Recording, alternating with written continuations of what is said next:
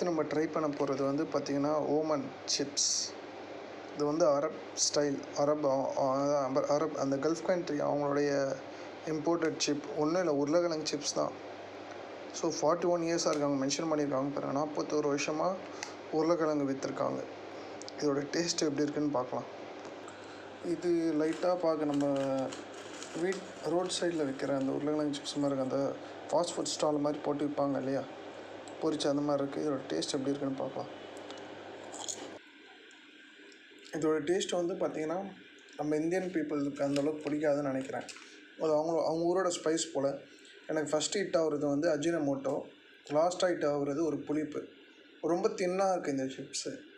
நார்மலாக உருளைக்கிழங்கு சிப்ஸ் வந்து கொஞ்சம் தடியாக இருக்கும், இது கொஞ்சம் தின்னாக இருக்குது. ஸோ இது டேஸ்ட்டு ஓரளவுக்கு ஓகேவாக இருக்குது. ஆனால் இதோட ப்ரைஸ் வந்து ஆல்மோஸ்ட் 70 ருபீஸு. அதுக்கு இது ஒர்த்தான்னு கேட்டால் 0. அவங்க நாட்டுப்படி அது காஸ்ட்டு கம்மியாக இருக்கலாம். நம்ம நாட்டுக்கு இம்போர்ட்டட் காஸ்ட்டுன்னு போட்டு 70 ரூபா வந்திருக்கு.